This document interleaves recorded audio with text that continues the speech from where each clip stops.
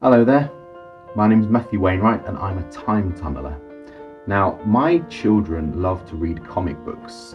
Tintin comic books are some of their favourite. I don't know if you've read any of these. And inside you can see that they're done like a comic strip with drawings and with dialogue and very exciting. My kids love them. I'm sure that you like reading books that have got illustrations as well, reading comic books, some of you. Today I'm going to talk to you about some really ancient illustrations, some really ancient comic books. And this is going to show you that people have been telling stories without words for thousands of years. Now, last weekend I went to a place called the British Museum with my family. It's a big museum in the middle of London. I happen to live in London, very fortunate to be able to go there. And in there, in the British Museum, you can see all kinds of ancient artifacts from thousands of years ago from different civilizations around the world.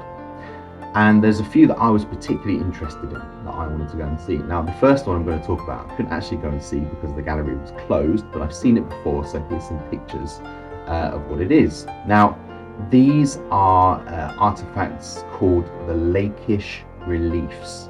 And what they are is it's a kind of a wallpaper. So about 3,000 years ago, there was a huge empire called the Assyrian Empire in the Middle East, very powerful empire. And one of the kings of Assyria, a king named Sennacherib, he went and he invaded Israel, and he laid siege to a town called Lakish. And there was a great battle there. And these carvings are a record of that battle.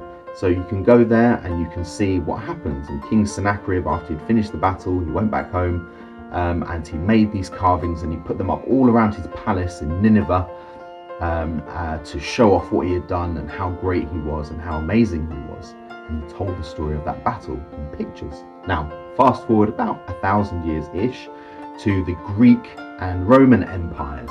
And the Greeks and the Romans, they loved making their statues and they loved showing their ancient heroes and their gods, and they love to make these kinds of reliefs as well. And you can see some of these in the British Museum that were brought all the way from Greece, from a place called the Parthenon. And these show battles and warriors and horses and chariots, and it was a record of their legends and their history. Now we're going to fast forward to Tudor times, but we're not staying in England. We're going to move all the way across down south into West Africa to the place that is now called Nigeria. And in that time, there was a huge kingdom there called the Kingdom of Benin. And in the Kingdom of Benin, they also made these kind of reliefs and carvings.